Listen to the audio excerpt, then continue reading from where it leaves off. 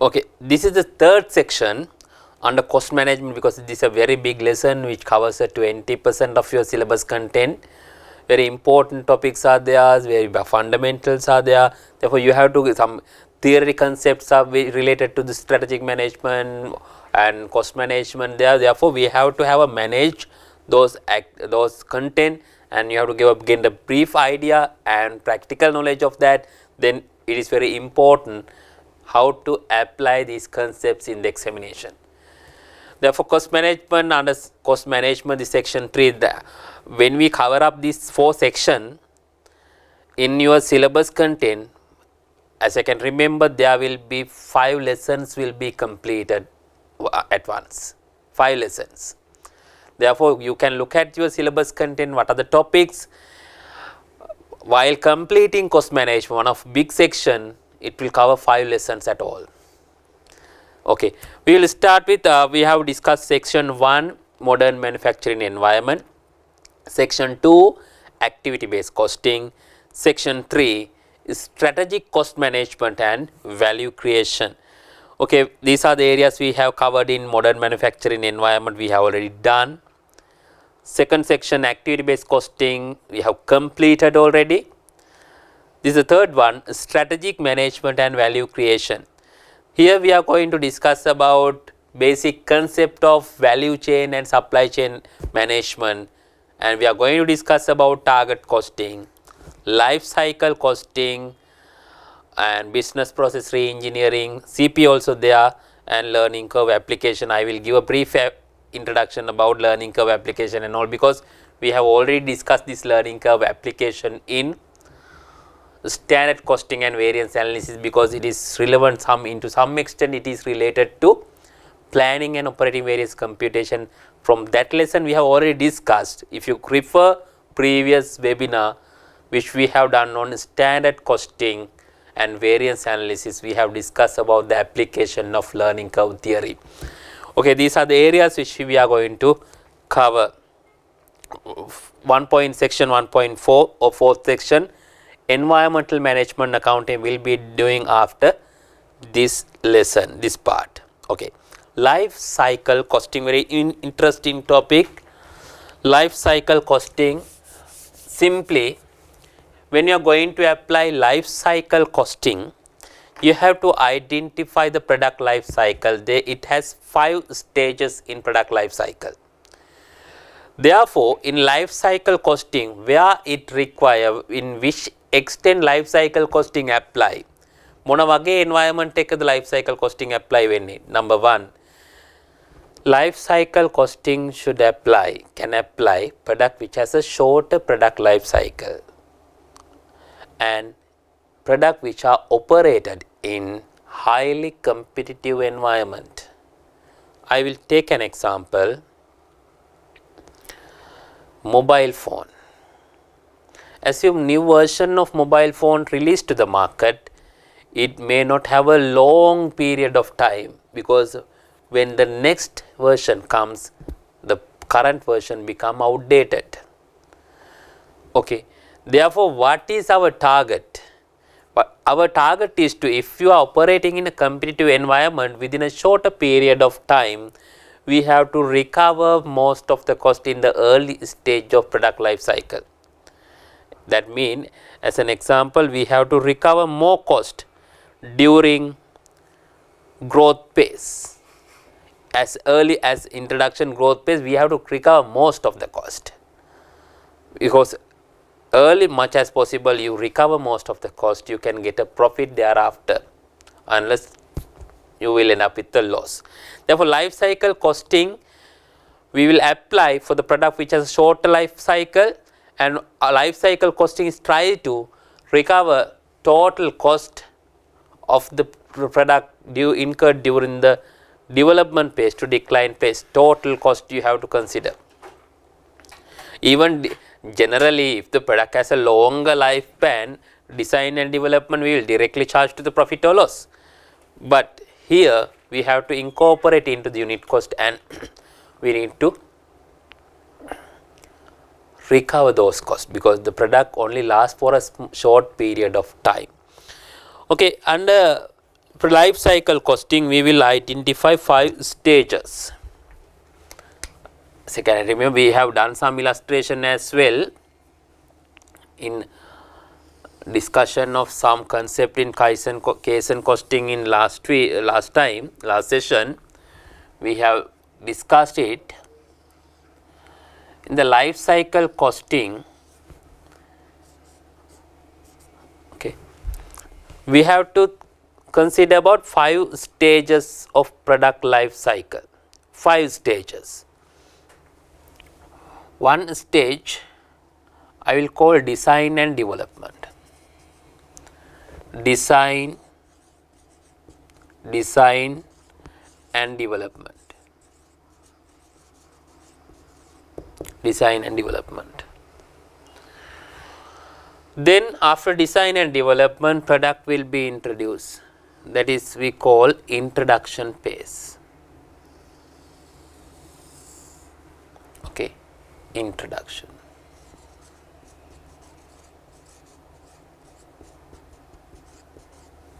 There will be a phase which we call growth phase.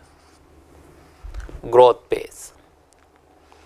Then there will be a phase we call maturity. Maturity. The final, it will be decline.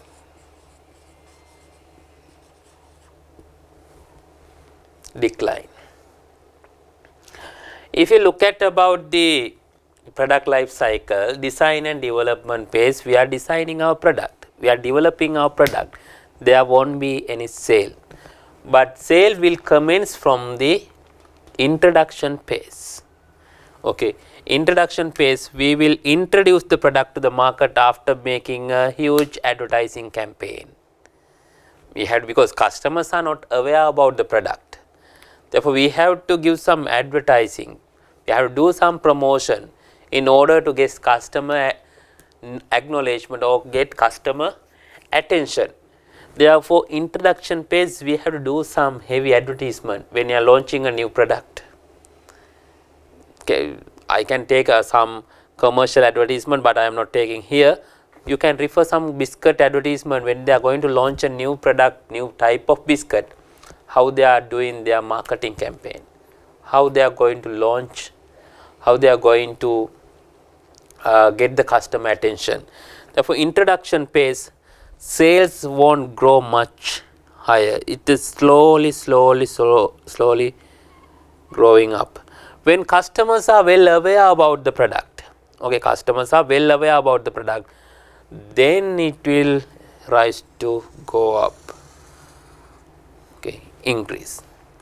Then since growth has witnessed by the competitors, now competitors also wanted to produce this particular product, they also enter into the market. Now your sales growth will reduce and it come to a stagnant level. Now more competitors are there, your customers are moving to competitors, therefore now your sales are start to decline gradually. Then in decline phase, it further go down, sales further go down. Okay, decline phase. Then in decline phase, you need to decide you are going to restructure your product or whether you are going to withdraw the product and move into the different product or different industry. Your profits at the design, if you look at about the design and development phase, you won't earn any profit. Okay, generally you will earn losses during the research and development or design and development phase. You earn some revenue in the beginning, but you may not generate some profit, but you will start to generate profits from the growth phase. Growth phase, you will start to generate profit and maturity, then your profit going to decline. Then before it go down as a loss, you have to decide, now I need to restructure, rearrange the product or withdraw the product. This is profit.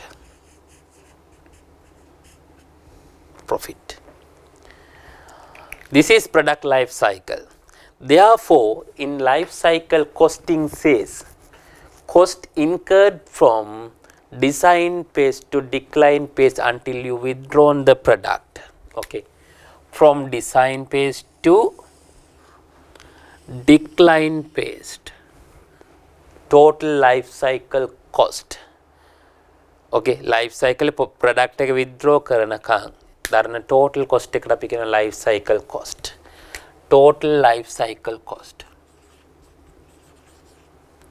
Total life cycle cost. Total life cycle cost. You have to consider including design and development. You will manufacture the product from introduction.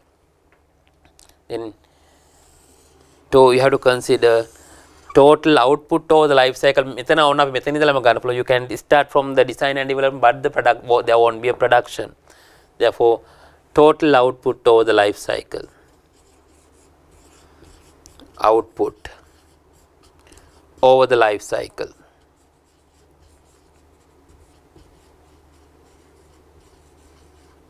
Total output over the life cycle. Okay, total output over the life cycle. Now, how to determine the cost of a unit? Life cycle cost of a unit. Total life cycle cost divided by total output over the life cycle. Then you can get the life cycle cost per unit. Okay, that is called life cycle costing. You have to consider total cost incurred over the period of the product life cycle and divide it by the total output over the life cycle.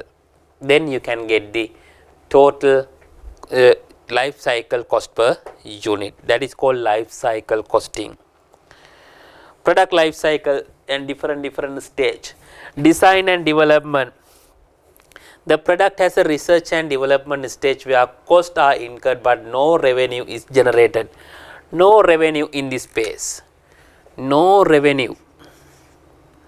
No revenue. No revenue. You are developing your product. Can you remember in life cycle in here target costing will be applied in the design phase of the product life cycle. We will discuss it later because you have to manage your product design. You have to eliminate target cost gap. Okay.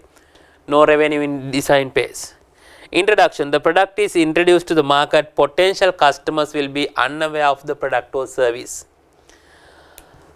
Product or service, and the organization may have to spend further on advertising to bring the product or service to the attention of the market. Okay. Now you have to do sales promotion, advertising and promotion. Advertising and promotion. Advertising and promotion required in the introduction phase in order to get the customer attention. Growth phase, now customer is aware, customers are buying your product. Now you are going to make a profit in the growth period. Earn profit, generate profit. Generate profits. Generate profits. Maturity. Eventually, the growth in demand for the product will slow down and it will enter a period of relative maturity. It will continue to be profitable. The product may be modified or improved as a means of sustaining its demand. Then මෙතන maturity එකේ දිගටම ඉන්න ඕන නම් you have to revamp your product, or you sometimes you have to restructure your product. You have some modification to the product. Can you remember? Even if you look at the laundry soap, you will refer sunlight, you can remember it. Still it's in maturity level. They will do slight changes when competitive product come into market. Lemon fragrance, jasmine fragrance, like kind of different fragrances for laundry soap they have introduced. Now they are dominant in the market. They are in the maturity. They are extending their life cycle by doing slight modification to the product. Okay. Then in the maturity phase, lower growth and competitors will enter into the market. Low growth, competitors enter into the market,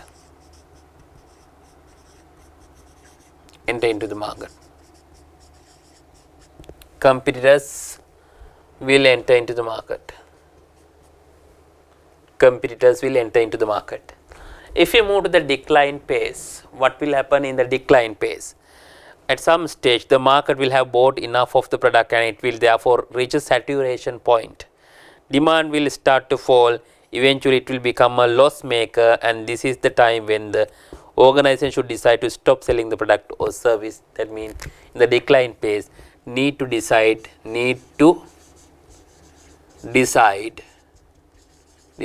on withdrawn the product.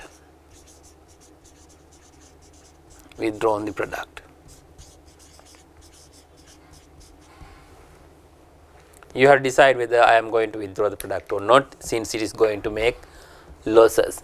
This is called product life cycle. You have to analyze product life cycle. If the product has shorter lifetime, then you have to recover total cost incurred over the life cycle through the selling price. That's why most of the mobile phone companies, they will charge a premium price when they are introduce their product. Then they will earn a majority of total cost within a shorter period in the growth phase and introduction growth phase of the product. They will recover total cost. Thereafter, that's how they are minimizing or they are reducing, they are curtailing prices, because they have already earned the required margin already. Then it comes to decline point, when it generating losses. When your marginal revenue is lower than marginal cost, then you will withdraw the product and exit from the market. That's how it will apply. Maximizing the return over life cycle. How to maximize the return over life cycle? One say, careful design of product which will perform at the early stage of product life cycle. If you carefully design the product which competitors less chance to imitate it, and when competitors are trying to imitate, then you can do some changes and launch a new product. Then competitors may not have a time to do that. In the design, careful design and development need to be taken, and you have to launch the product with you have to make a market disruption to be done to the market, then you can sustain in the market. Minimize the time to market. The product will be immediately launched to the market. That means if you do the research and you will wait till you are waiting, taking so long time to launch, introduce the product in the market, then it won't be easy, because competitors might have come up with that idea and they might have launched the product immediately. You have, once you have get an idea, immediately you have to release to the product to the market. Can you remember when COVID pandemic started? At that time, we have a lack of face masks. There's a significant, huge demand for even KN95. The person who have really identified the opportunity immediately adjust to the situation and immediately reply to the market, who have gained a significant profit margin at that time. Now, can you remember those days? KN95 face mask was sold around 350 rupees per mask. Now it is there in even 30 to 35 rupees in the wherever you go. Now it is margins were very thinner. Now look at about turmeric. Now there is a significant demand. This is the moment you can capture the market. I have seen some new products. They have came with the turmeric paste. Now you have to do some disruptive thing. There won't be any imports. It will take some time to manufacture required amount of turmeric production. It will take some time. Okay. If those have been more proactive at that time, Now they are gaining the profit at a higher margin. Now going forward, each and every person, most of the people will focus on turmeric production. Then it will be readily available in market. Market prices will be drop and total the margin will be thinner. Then there will be another product you might have seen. There will be a significant. It might be chili. It might be red chili or green chili. There will be significant demand thereafter, because most of the people have more focus on farming turmeric or production of turmeric. Like kind of those kind of things you have to think, because when we are looking at the product, you have to identify a product. You have to immediately launch them immediately when it required. Okay, then you can get the customer demand. If new competitors are coming, you have to do some modification and put into the market. When competitors may not have sufficient time to reply on that, then competitors will disappear in the market. Minimize break even time. In at the inception you might charge a premium, higher margin will be there, even then that higher margin will ensure you can recover your total cost. That is we call market skimming pricing. You will charge a premium price at the inception enter into the market. Maximize the length of lifespan. Therefore you have to moderate your product. Different things you can do in order to extend the product life cycle. What as I look at about what has happened, what has done by Sunlight, Unilever. Their product is long lasting. They have modified their product. They have do some advertising. Always keep customers be informed they are in the market. Those is important. If you can maximize the return if you can extend the lifespan of the product. Minimize product proliferation and manage the product cash flows. Those are very important. Maximize the return over product life cycle. There's an example. We will look at this example, then you can get an idea about how to deal with life cycle costing. It says Solaris specializes in the manufacture of solar panels. It is planning to introduce a new slimline solar panel specially designed for small houses.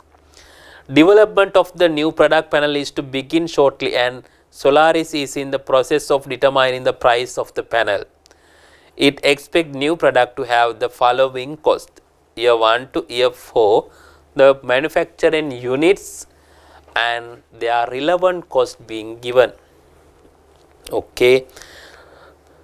R&D cost 1900 million in first year, 100 million in second year. Marketing cost each year given, production cost per unit and customer service cost per unit, and disposal cost of specialized equipment 300 million also been given. The marketing director believes that customers will be prepared to pay 500,000 for a solar panel, but the financial director believes this will not cover all of the cost throughout the life cycle. Required: calculate the cost per unit looking at the whole life cycle and comment on the suggested price.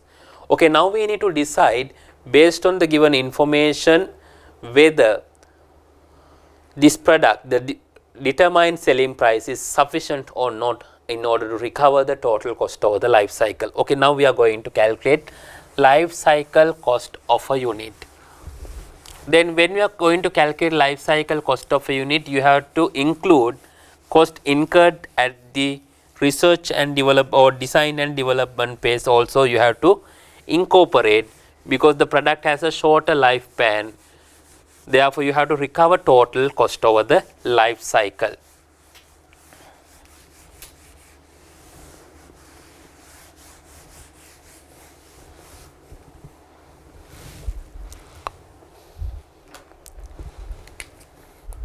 R&D cost.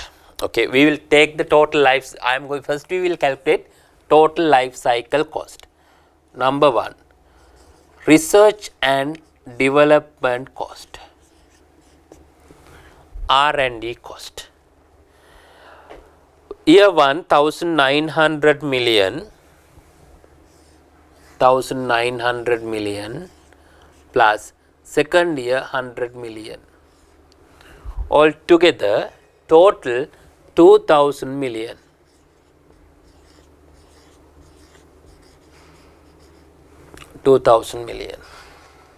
Okay. Marketing cost in rupees million given. Marketing number 2, marketing cost.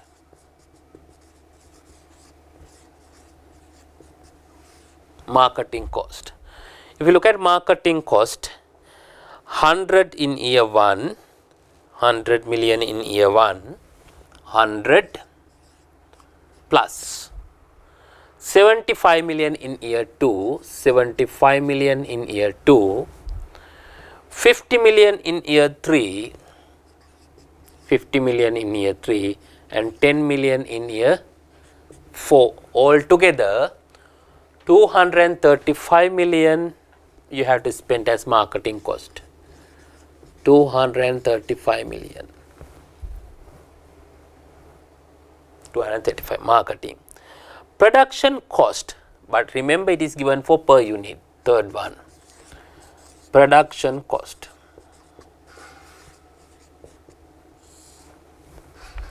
Production cost. Year 1 to 4 we have to calculate production cost. Okay, production cost. Year 1, year 2, year 3 and year 4. I will take both together, production and customer service cost together. Production cost plus customer service cost. Customer service cost. I will take both together. Production cost plus customer service cost. Production cost per unit 0.5 million. 0.5 million per unit plus 0.05 million per unit. That is for customer service cost. Total production 2000 into 2000. 2000 units. Therefore, 0.55 into 2000. 1100 million. 1100 million. In year 2, your production cost 0.45 million plus customer service cost 0.04 million. 0.04 million. Production 15,000. 15,000. Therefore, 0.49 million into 15,000, 7,350. 7,350 million. Third year, 0.4 million is the production cost plus 0.04 million for the customer service cost. Production 20,000. 8,800 million. 8,800 million. Year 4, production cost 0.45 million. Customer service cost 0.04 cents. Total production 5,000.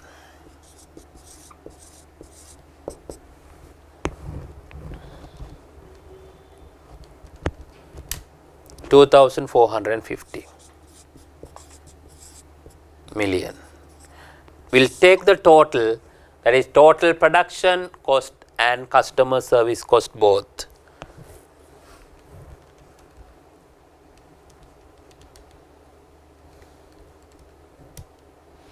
$19,700 million. 19,700 million production cost plus service cost. or customer service cost.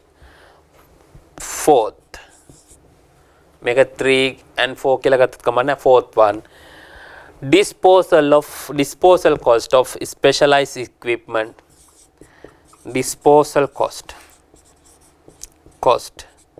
of equipment equal 300 million. That's all. Those are the costs incurred over the life cycle from the design to disposal. Take the total cost. Total. This is total life cycle cost. Total life cycle cost. Total life cycle cost. If you look at the total life cycle cost,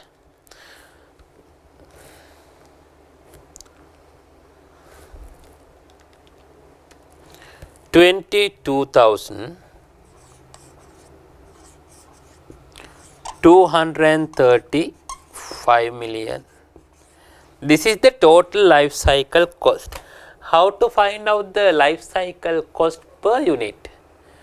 You have to take may thamai life cycle from the design into decline phase. This is the total cost you have incurred. Then you can get the cost per unit if you know the total output of over the life cycle. Okay, we'll look at total output. Total output over the life cycle. Total output over the life cycle. Total output will take first year 2000, second year 15,000, third year 20,000, and final year 5,000. Total 42,000 units will be there. Solar panels. 42,000 units. 42,000 units. Now calculate life cycle cost per unit. Life cycle cost per unit. Life cycle cost per unit. You can take the total cost 22,235,000.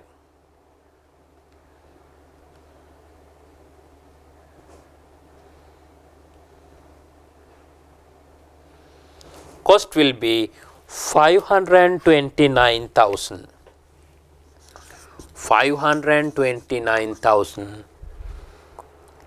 405 approximately. I will take 405.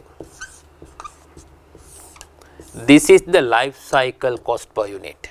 529,405. The proposed price is 500,000 rupees. Now this is the total life cycle cost. If you decide the price as 500,000, it will not cover the total cost even. Therefore, the determined price of 500,000 is not feasible. If the customers are prepared to pay for only 500,000, then we have to say this won't be feasible thereafter. The reason is, if only customer not going to pay above 500,000, but your cost already 529,000. Therefore, it is not suitable to go ahead with 500,000. Minimum price, at least it should equal to the cost 529,405. Otherwise, you will end up with the loss. Therefore, what we have done, when we are going to calculate life cycle cost per unit, we have to consider the total cost incurred from the design and development phase to decline phase, total cost incurred over the life cycle divided by the total output over the life cycle. That's how we are going to determine the total cost. That is the first area we have to cover, that is life cycle costing. Now we are going to move to target costing. This is very important, target costing in the product life cycle. This target costing will apply at the design and development phase of the product life cycle. Okay, target costing. Now, when we are going to apply target costing in traditional costing, what we are going to do? First, we will calculate the total cost, then we will add the required profit markup to the cost and determine the selling price. But we are not looking at whether customer is prepared to pay for that price. We do not know in the traditional absorption cost or traditional pricing system, first you look at the total cost, then at the markup. We do not know the determined price is the optimal price in the market. You have to identify that is wrong, the current traditional method is wrong. You have to identify what is the price which customers are willing to pay. By looking at which customers are willing to pay, based on that, that is the starting point of determining the cost of a unit. Okay. Therefore, target costing says when you are going to calculate cost of a unit, you have to use some steps. Those steps include, first you have to identify what is the price which customers are willing to pay. Okay. Okay, target costing involves setting a target cost by subtracting a desired profit margin from competitive market price. ඉස්සරලාම කරන්න ඕන මොකද? What is the competitive market price? Then you have deduct your required profit margin, then you will receive the target cost. Look at the steps being given. Determine a product specification of which an adequate sales volume is estimated. Set a selling price at which the organization will be able to achieve a desired market share. Estimate the required profit based on the return on sales or return on investment. Calculate the target cost, estimated cost price, selling price minus target profit. Step 5. Compile an estimated cost for a product based on the anticipated design specification and current cost levels. Calculate target cost gap. Estimate the cost. That means target cost can mean estimate cost minus target cost. Make efforts to close the gap.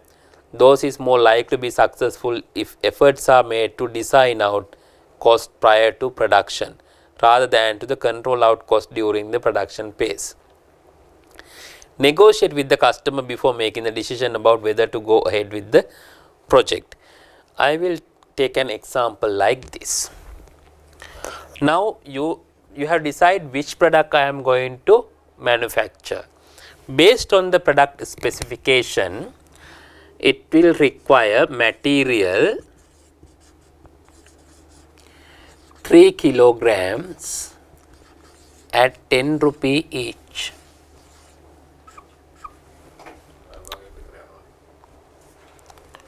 ₹10 each.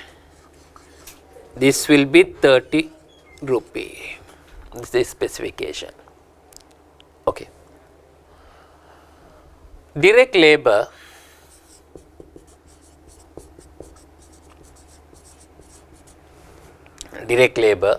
assume 2 hours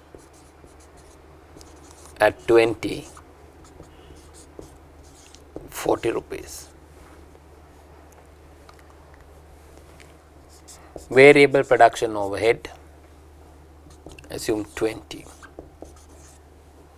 Fixed production overhead,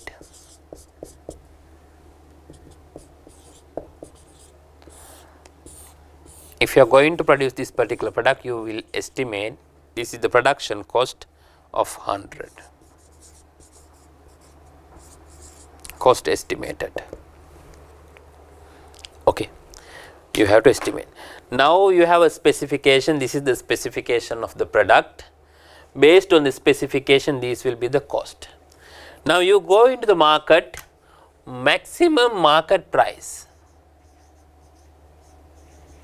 Market price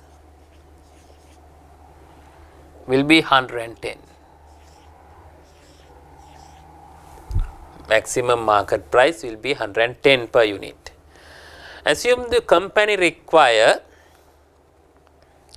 profit markup of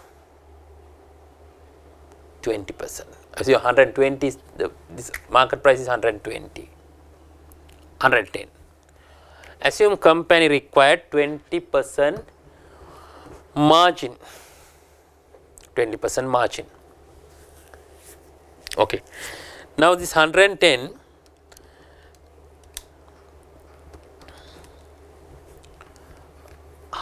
rupees the market price. I will deduct required profit margin. Required profit margin.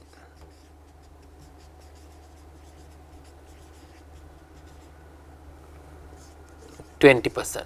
Assume 20%. 110 divided by 120 into 20%. 18 rupees and 33 cents. Then you will receive the target cost. Target cost.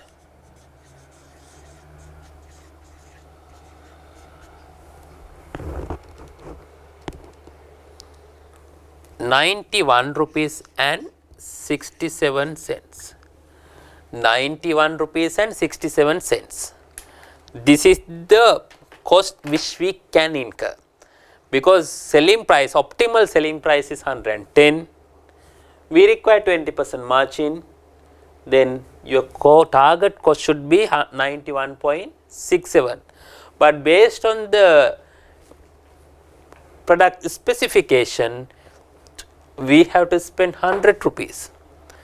If we spend 100, if you require a profit margin of 20%, then if you add a 20%, 25% markup thereafter, then 125 will be the selling price. But actually, your market price, the maximum price which customers are willing to pay is only 110.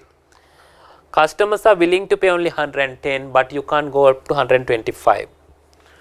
Now, this difference we call target cost gap. This is the target cost.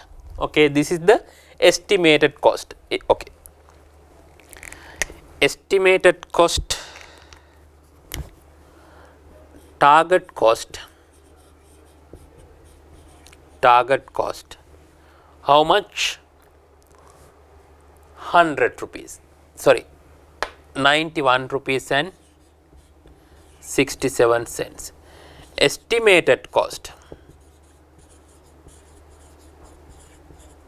100.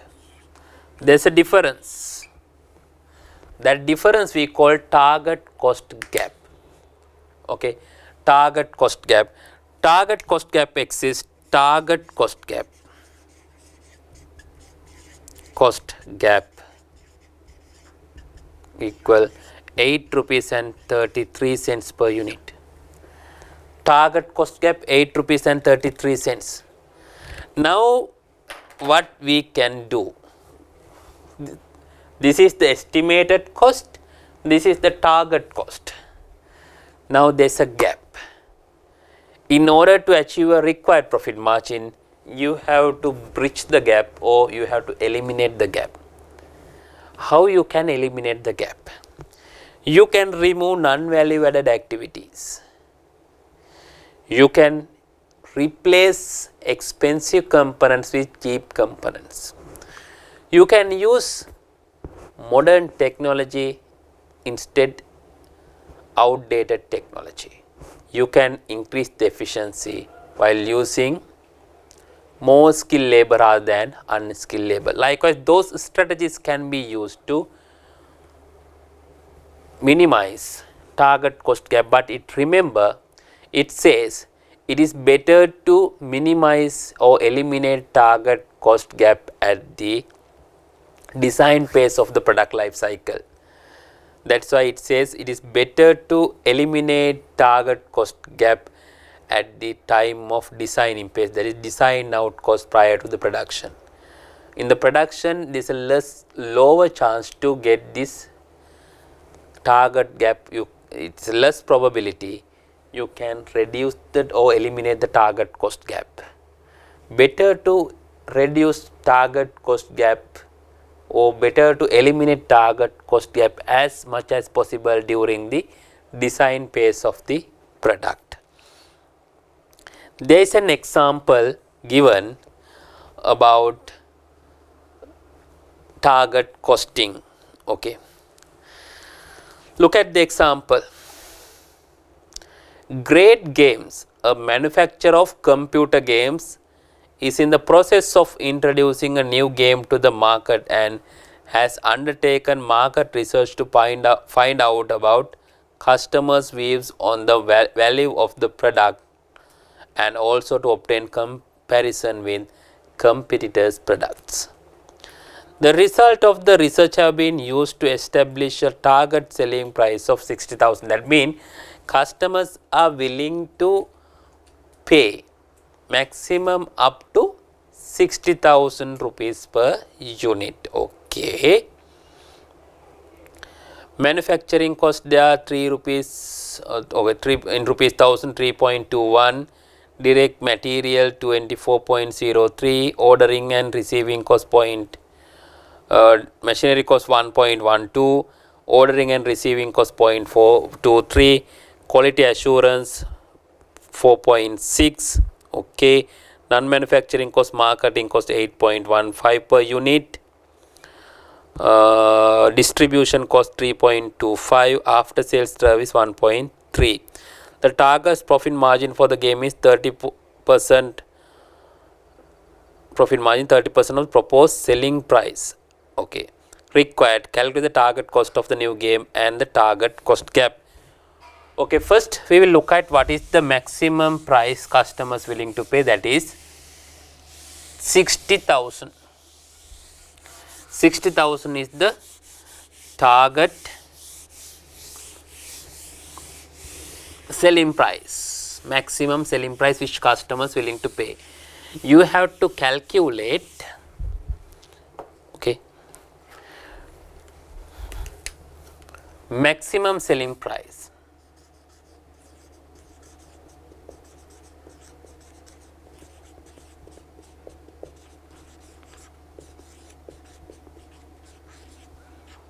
Maximum selling price 60,000.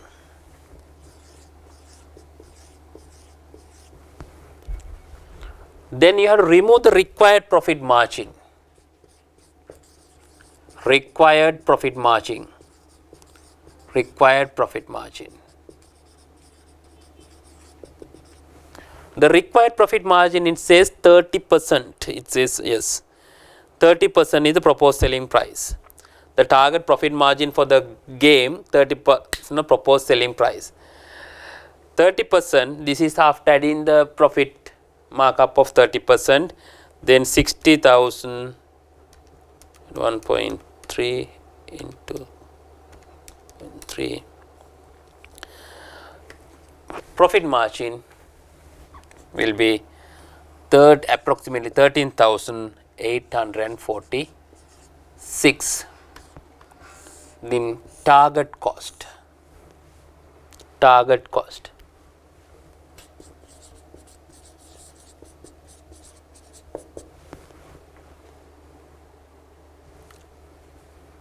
Target cost 60,000 minus answer 46,154. This is the target cost. Estimated cost per unit, product specification, estimated cost. We will calculate estimated cost. This is the target cost. Estimated cost.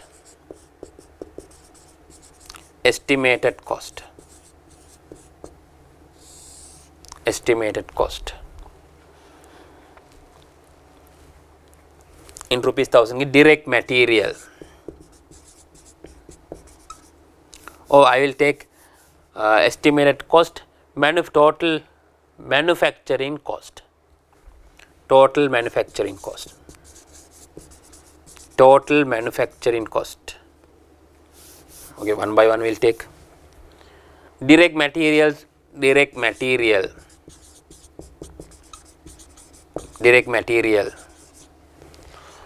cost amount is 3,210 rupees 1000 it has been given, therefore it should be 3,210. Direct labor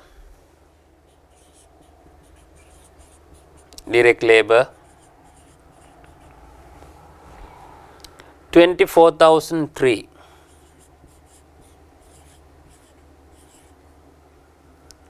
24,030.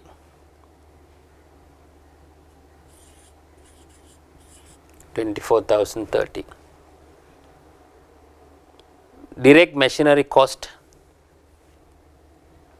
direct machinery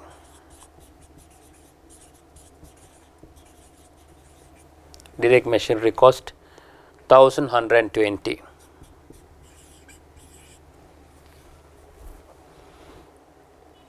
Ordering and receiving, ordering and receiving,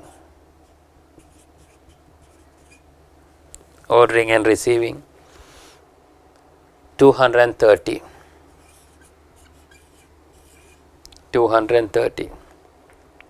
Quality assurance 460. Quality assurance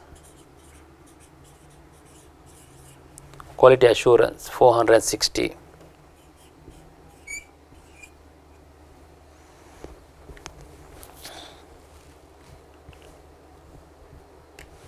Then other cost, marketing, non-manufacturing cost, marketing 8,000, marketing cost 8,150. Distribution cost,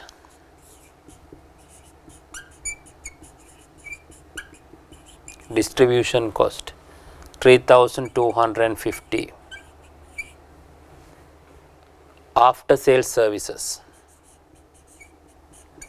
after sales services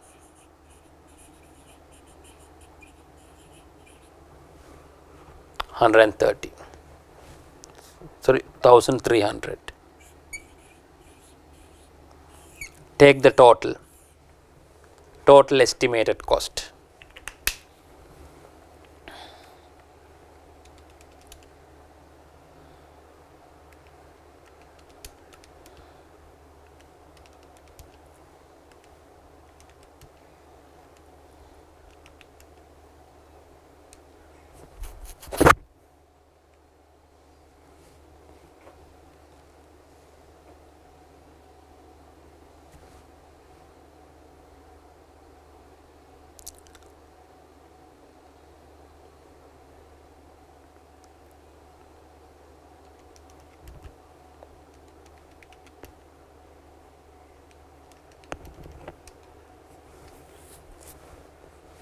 Is it 41,750?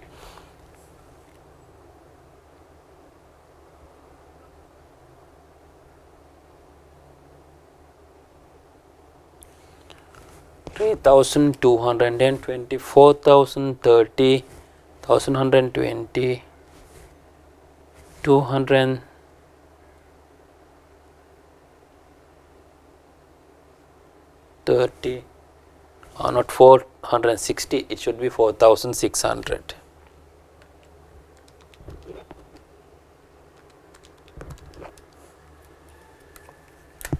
This should be 4,600, sorry, 4,600, 4,600, 8,150, 3,250, 1,300, 1,300.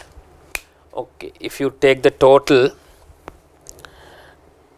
will be how much? 3,210 plus 24,030 plus 1,120 plus 230 plus 4,600 plus 8,150 plus 3,250 plus 1,300, 45,890, 45,890, 45,890. Required profit margin, we'll see. required profit margin, we have to make a change. The required target profit margin for the game is 30% of the proposed selling price. Oh sorry, 30% of required profit margin is 30% on the proposed selling price. That should be 18,000. Sorry, 18,000 this should be. Then this will be 42,000. 42,000 target cost. Okay. Now while looking at the figure, your target cost 42,000, but estimated cost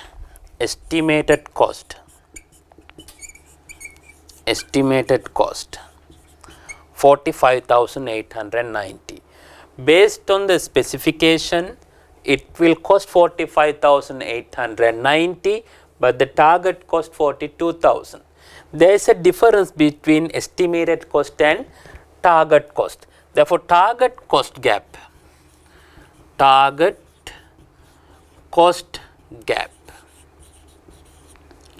equal your target cost minus estimated cost.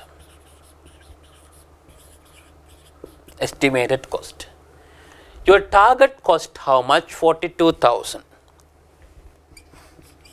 42,000. Estimated cost 45,890. 45,890. There's a gap of 3,890 per unit. This is we call target cost gap.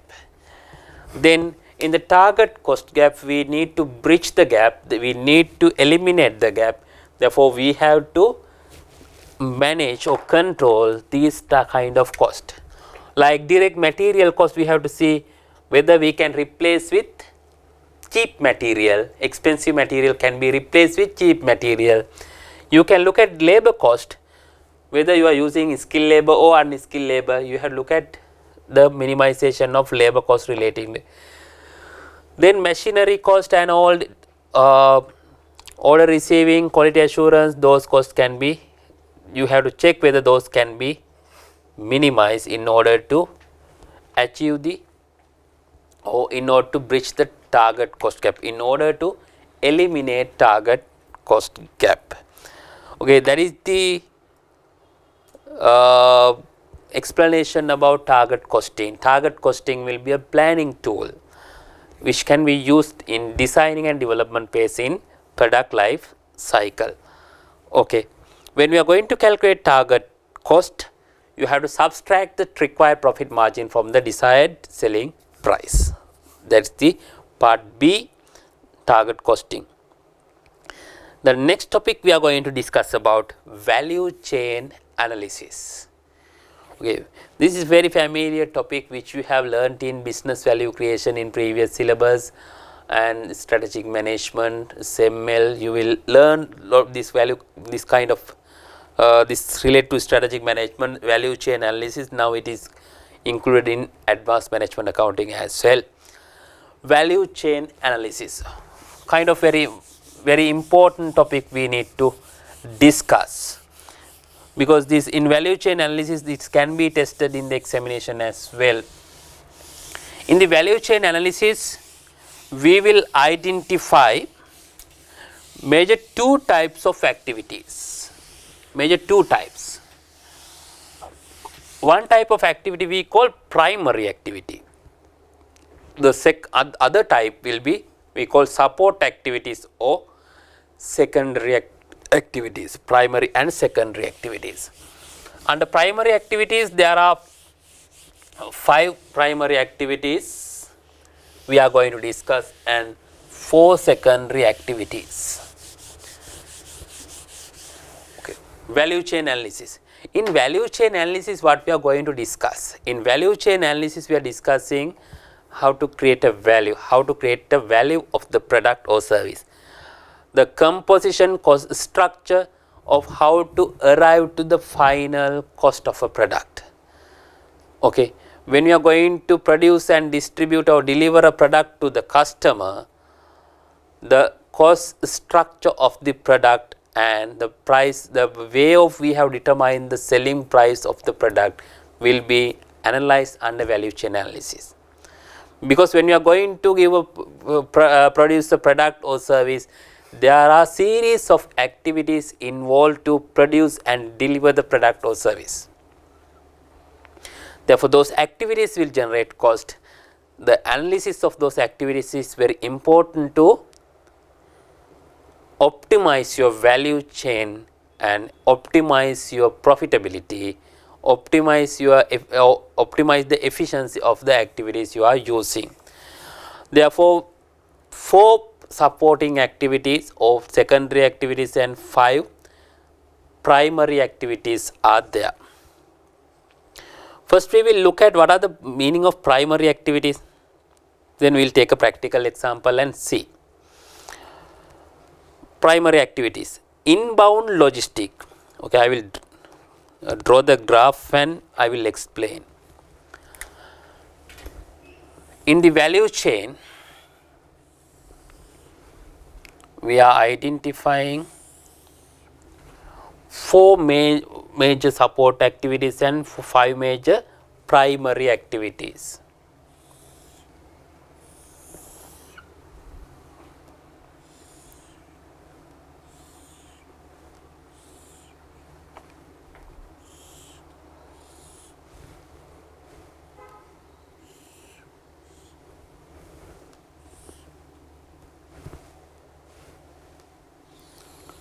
Okay.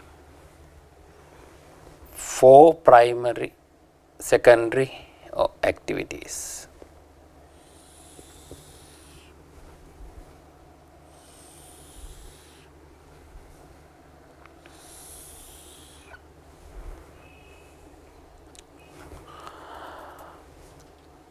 These are primary activities. Okay, primary. These 4 activities we call secondary activities.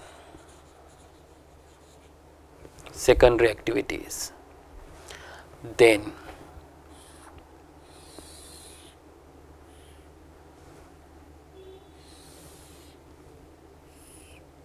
this is the margin you are adding, margin. With the total cost, then add the margin, then determine the selling price. Therefore, primary activities include inbound logistic,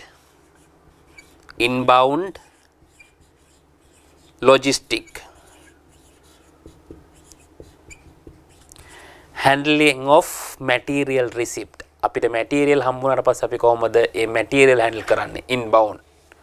Inbound logistic. Then operations,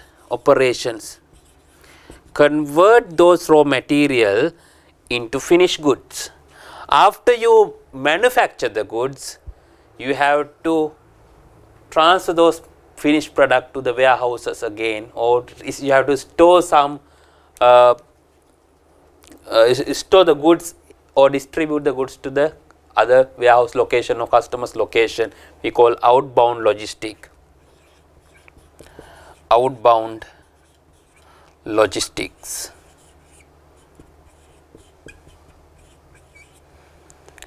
Outbound logistics. Then marketing and sales. Marketing and sales is very important to deal with customers. Marketing and sales. Then service.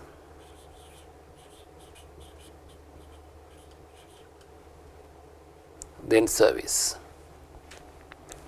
We will look at firm. These are supporting activities. These are mainly related to generate sales, mainly related to manufacture the product. Okay. Then firm infrastructure. They are supporting activity. Firm infrastructure.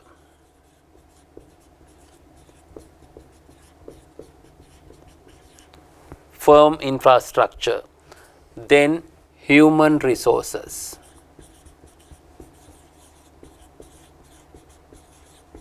Human resources and technology development.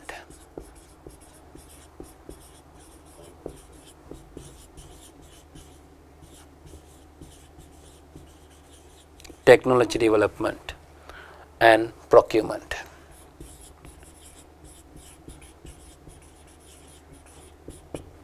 These activities which generate a cost, these primary and secondary activities will generate a cost, and then at the margin then you will determine the selling price of the product.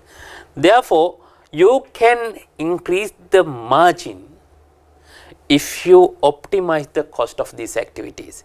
If you can minimize the cost of these activities, you can increase the margin on this particular product. Okay. We will look at inbound logistic. Receiving and handling and storing inputs to the production system, warehousing, transport, inventory control and so on. That means when you receive the goods to the warehouse, how you manage them, how you are releasing the product, how you handle those raw material, how you are storing and how you are going to issue them to the production. That is related to inbound logistic, how you manage your raw material and all purchases. Operations, convert resources into finished product or final outcome, final resource, final product. That is called operations. As an example, after you purchase the raw material, you have to put them into the manufacturing process. Then you convert those product into, convert those input into final output. That is we call operations. Then outbound logistic, delivering the product to customers. This may include storage, testing, bulk transport, packaging and delivery and so on. That means after you manufacture the product, you have to take them out, you have to check the quality of the product, you have to distribute the product to the customer's location, you have to packaging them.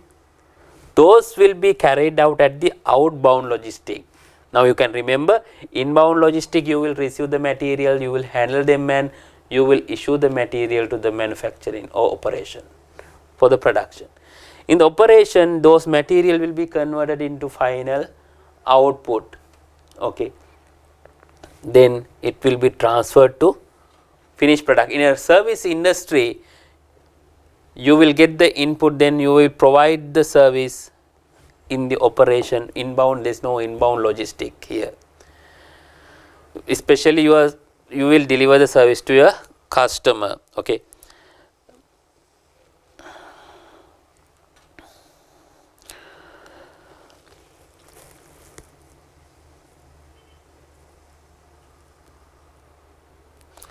Thereafter, we call marketing and sales. This is very important area. You have to inform about your product or service to the potential customer, persuading your product about your customers. That is very important, because if you persuading your product to the customers, then your demand will rise. Then customers will demand your product. The most important thing, you have to convince through advertising, promotion, and there are so different kind of marketing tools you have to apply in order to persuade your product to the customer's preference. After sales service, as an example, if you have bought a television, there might be some after sales services thereafter. Installing the product, repairing them, upgrading them, providing spare parts and so forth. That means, as an example, if you purchase some furnitures from assume a well reputed company, those furnitures need to be fixed at your home. They will come and fixed. If you move from one location to you are changing your resident place, then you can give a call to them. They will come and take. They will fix those particular furnitures in the separate location. They will provide some after sales services. Therefore, those are primary activities. Customer satisfaction will improve. You can get an additional benefit on that as well. Therefore, in primary activities, these are mainly related to create some big value, significant impact on your demand. Therefore, if you can minimize the cost associated with these activities, you can increase the margin. On the other hand, you can offer the product at a lower price. Then we will see what are the supporting activities. Procurement. Procurement. You have to acquire some resources. You have to procure some raw material. You have to some you have to get some materials, components and all you have to purchase. You have to handle the procurement procedure. You have to call quotation, you have to handle them, you have to evaluate the quotation, tendering process, those are related to procurement activities. It is not directly related to the main activities, but it will be a supporting activity of the operation. Technology development, that is related to product design, improving processes and or resource utilization. The new technology will help to design the product. They will give some information to how to optimize the production process. They will provide some information how to analyze production operation. Some insightful, some development will help you to ease your production process. It is support activity. It will not be a part and parcel of final product, but it will support to carry out your manufacturing process or service operation. Human resource management, that is very important. You have to recruit, train, remunerate, maintain sufficient caliber employee in your organization, developing and rewarding the people. In a service industry, it is very important to attract more talented people, talented person. Not only service industry, wherever, whatever the company, you have to acquire good human resource. Then it will helpful or more beneficial to the organization as well. Final one, firm infrastructure. Or on the other hand, what are the other infrastructure required? Now finance, look at about finance function. They will provide supporting a service. They will manage your cash flows. They will evaluate, they will give some support to the primary activities. Then general management, quality control, public affairs, public and legal affairs, they will provide support activities to run your operation. They are called firm infrastructure. Those are the infrastructure to carry out the business. Okay, while looking at these primary and secondary activities, you will use this value chain analysis to do the activities in a different mode, different method. Okay, you can use this value chain analysis to get competitive advantage, competitive edge over the value chain analysis. How we get competitive edge over the value chain analysis?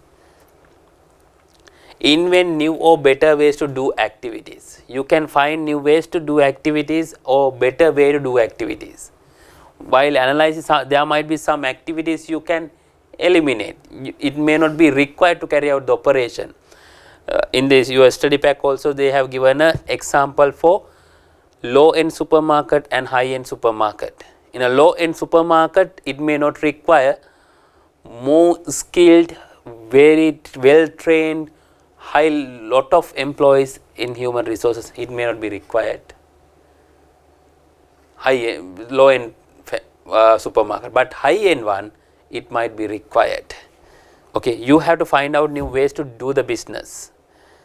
Okay, combine activities in new or better ways. Some activities can be collaborated or combine and perform. Then some activities can be run parallelly, not into doing separately. Then it will save time, it will save some cost, some time while analyzing your total activities. You can use your receptionist to do some procurement process. She is being as a receptionist, she can also do in some procurement work as well. Therefore, it is very important to analyze the activities. What are the activities which can be managed together, which can be combined, and what are the activities which are not value adding. Therefore, how we are going to eliminate those activities in order to optimize the value chain and cost associated with the value chain. Manage the linkages in its own value chain. There might be some link between each and every activity. You have to manage them very carefully. Manage the linkages in value system. Okay, that is the main areas of this value chain analysis. Now we are going to discuss the last topic of this section, third section, business process re-engineering, BPR. Under business process re-engineering, what you are going to do, you will completely change the entire business process of the company. That means you are fundamental rethinking and radical redesigning. You are going to completely revamp your operation, your structure. You are going to adapt a new model. That is called business process re-engineering. Look at what it says about Hammer and Champy. It says re-engineering the corporation in this extraction, how they have defined it. Business process re-engineering, BPR, is the fundamental rethinking and radical redesign of business processes to achieve dramatic improvements in critical contemporary measures of performance such as cost, quality, service and speed. That means you want to achieve you have to minimize the cost immediately. The previous operating structure may not be suitable. Then immediately you have to turn around. You have a large warehouse, but it may not be required now. You have a large showroom, but it is not required. Now you have developed online platform. You have exit from the current showroom. You are selling through online. You use limited space for showroom. Now what has happened? You have to completely rethink the business model. Due to some disruption, you have to look at new avenues to get the revenue, new avenues to curtail the cost, new avenues to develop high quality product. Okay. Therefore, those are the fundamental rethinking. You have to change the fundamentals. It will be very difficult when you are going to move from one model to the other model, but you need to change them. Okay, what are the certain characteristics of re-engineering? Often several jobs are combined into one. There will be some person to do ordering some goods, there are some person to recording, there is some person to store the goods. No, now all the jobs will be combined, one person perform the entire task. Combine the jobs into one role. Workers often make decisions. Therefore, workers have given autonomy to make decisions without taking a long hierarchy to make a small operational decision. Operational decision each and every employee has a capability to perform and make their own decision. The steps in the process are performed in a logical order. There should be a logical sequence of the order will be followed. Work is performed where it makes most sense. Okay. Checks and control may be reduced and quality built in, because when you have clearly specified the processes, no need to do check in and it can be minimized, because quality maintained here itself. In the process itself, quality is maintained. Therefore, you can reduce number of checkouts. One manager provides a single point of contact.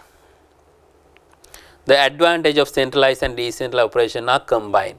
If you have a centralized operation and decentralized, it doesn't matter. Both will be give an added advantage.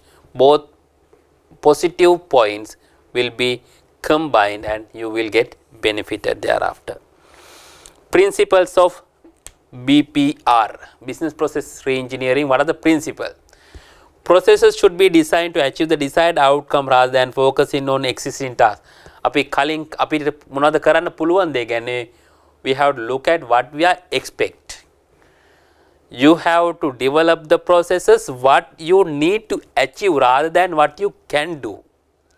What you are currently doing doesn't matter. You have the most important thing, what is your expectation, what is the expected outcome. Therefore, the process should be delivered what you expect, not what you currently doing.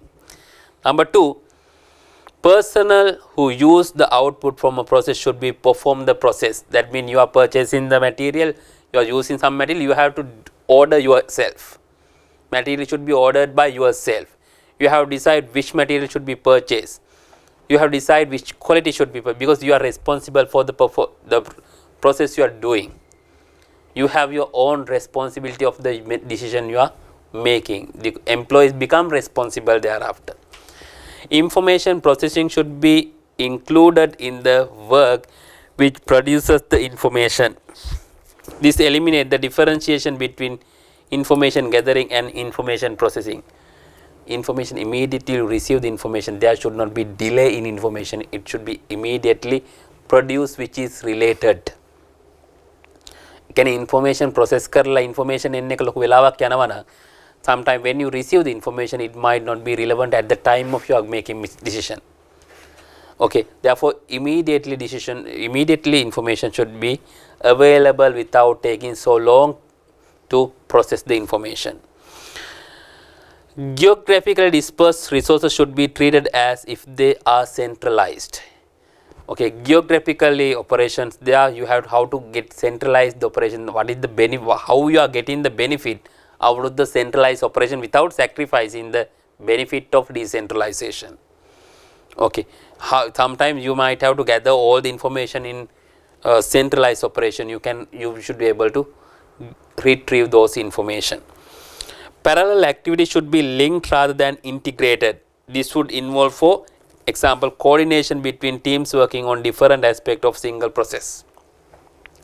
That means parallelly you have to work out. As an example, while you are doing an audit, or not only audit, taxation, parallelly, IT review, everyone should be as a combined and parallelly you can carry out. After you completing external auditing function, you will give some time to tax review. No, you will give some time to IT review. No, you can combine both activities and parallelly you can perform both together. Doers should be allowed to self-managing. The traditional distinction between workers and managers can be abolished. Again, I am a manager, you are an employee. I am the employee, you are an employee. That gap distinction should not be there. It should be eliminated. Everyone has equal opportunity. Everyone should be treated equally.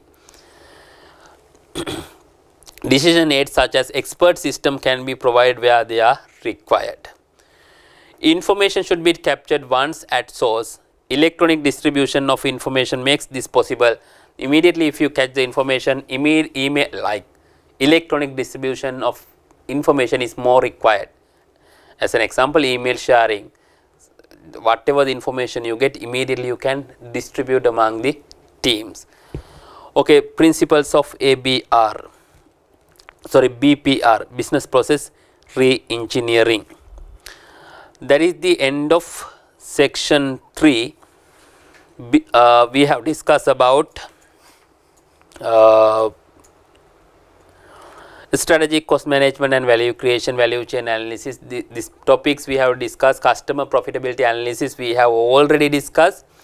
Learning curve theory we have discussed under standard costing and variance analysis. This is the third section of cost management we have just completed. The remaining section is environmental aspect of cost management. After this session we will start environmental aspect of cost management.